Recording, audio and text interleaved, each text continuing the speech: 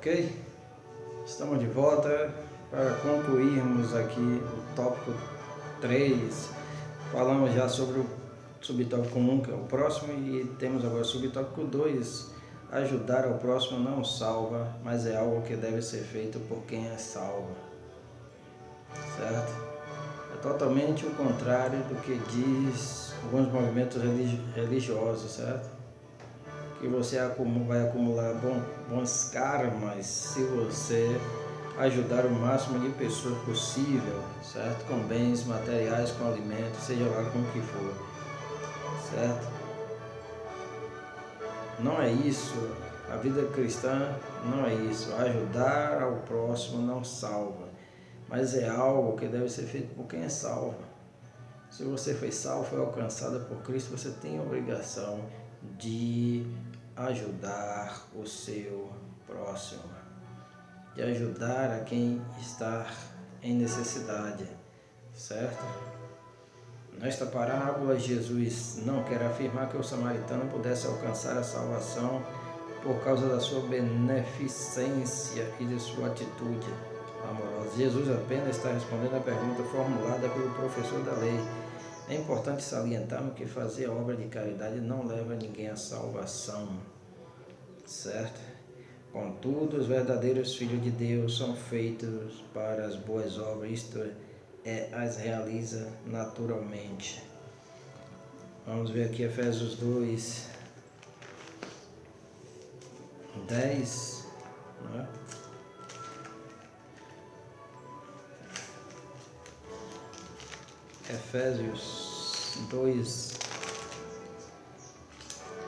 Efésios capítulo 2, versículo 10, vamos ver o que é que diz o versículo. Porque somos feitura sua, criados em Cristo Jesus para boas obras, as quais Deus antes preparou para que andássemos nela. Então, ajudar o próximo é boa obra, certo? Então, quem é salvo, quem foi alcançado por Cristo pelo Evangelho, tem essa obrigação, certo? De praticar boas obras, de fazer obras de caridade, de ajudar o necessitado. Assim, Cristo mostra ao mestre da lei que uma pessoa sincera soluciona facilmente essa questão, que aos olhos daquele homem parecia tão complexa, certo? Quem é o meu próximo? Olha ao seu redor. Todos são próximos. Você pode identificar alguma necessidade, alguém você pode tentar ajudar, tentar solucionar, certo? Então, o próximo é todo aquele do nosso convívio social e além, como tenho sempre falado anteriormente, certo? Muitas vezes você faz determinadas doações, seja em dinheiro, seja em alimentos, para pessoas que você não conhece, mas que está do outro lado do país, do outro lado do globo, certo? Isso também é ajudar o próximo, muito embora o próximo esteja bem distante, certo? Mas a questão de próximo tem a ver com humanidade.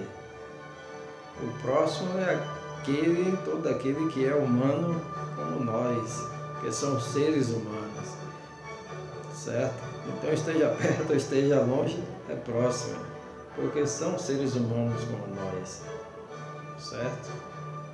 E se estiver em necessidade, se estiver dentro da nossa posse, do nosso poder de ajudar, nós não devemos negar jamais, certo? Não devemos negar jamais a ajuda. Estando em nosso poder fazê-lo. É isso que nos diz a palavra de Deus, certo? É isso que a palavra de Deus nos diz continuamente. Subtópico 3 do tópico 3, a medida do amor para com o necessitado. A medida do amor para com o próximo não deve ser restabelecida com base nas diferenças de nacionalidade, de confissão religiosa ou do grupo social. Não deve haver essa diferença. Muito embora o apóstolo frise principalmente os domésticos da fé. Esse principalmente não quer dizer que os outros que não sejam da mesma fé nossa fiquem excluídos, mas ele diz principalmente. Se diz principalmente, certo? É que não está excluindo os outros, certo? Mas que a prioridade sejam os domésticos da fé, certo? É isso que quer dizer, não quer dizer exclusão dos outros. E o nosso texto nos mostra que os doutores da lei, os senhores da lei, não estão fazendo nem para os seus, certo? Porque o homem que descia em Jerusalém era um judeu, na minha concepção, certo? Então temos esses aqui que representam o povo judeu, a etnia judaica, e esse aqui representa a etnia do samaritano, certo? E esse subtópico 3 aqui até nos diz o seguinte: não deve ser estabelecida a ajuda, ao próximo não deve ser estabelecida na base da diferença de nacionalidade, era o que se via aqui, de confissão religiosa ou de grupo social, certo? Engloba os três aqui, ok? Os judeus se achavam superiores etnicamente, nacionalmente e religiosamente. E nós devemos quebrar esse paradigma, principalmente paradigma religioso, certo? Achar que nós somos superiores às outras pessoas, às outras religiões. Se as religiões são heréticas, não condizem com a palavra de Deus, é nossa obrigação evangelizar, pregar, mas não ofender as pessoas. E se alguém de determinada religião, certo, que não comunga os mesmos princípios que nós, os princípios bíblicos, se estiverem necessitados, precisando de algo, se nós pudermos ajudar, se estiver em nosso poder, certo, em nossa condição, nós devemos fazê-lo, porque assim a Bíblia nos diz, porque são próximos. O próximo não é aquele que comunga a mesma religião, a mesma fé que eu e você. O próximo é quem é um ser humano como eu e você, certo? Ok? O próximo, como se encontra em uma situação de emergência e precisa que algo seja realizado por ele naquele momento, não pode esperar qualquer análise ou palavra motivacional, certo? Tiago 2, 14 a 16 é um texto interessante, certo?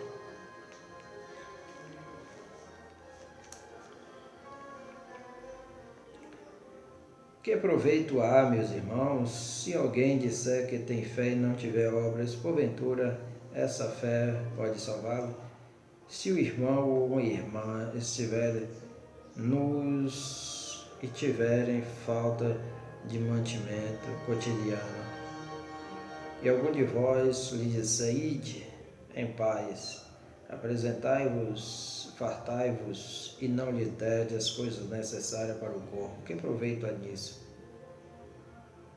Assim também a fé, se não tiver as obras, é morta. Então, que proveito há? Você dizer, vá em paz, se aqueça, certo? Bom apetite, e se não der as coisas necessárias, você podendo dar, certo? Essa é a questão também, você podendo dar. E o problema, muitas vezes a pessoa pode e diz que não pode, a pessoa tem e diz que não tem, certo? Isso acontece constantemente. A palavra de Deus diz, é melhor dar do que receber, porque quem dá é quem tem, quem recebe é quem não tem, é aquele que tem falta, certo? Então é preciso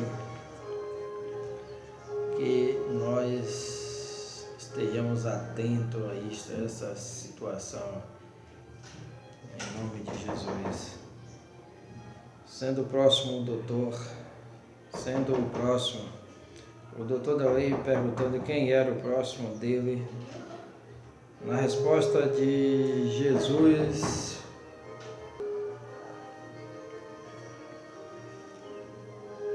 quem é o próximo, né?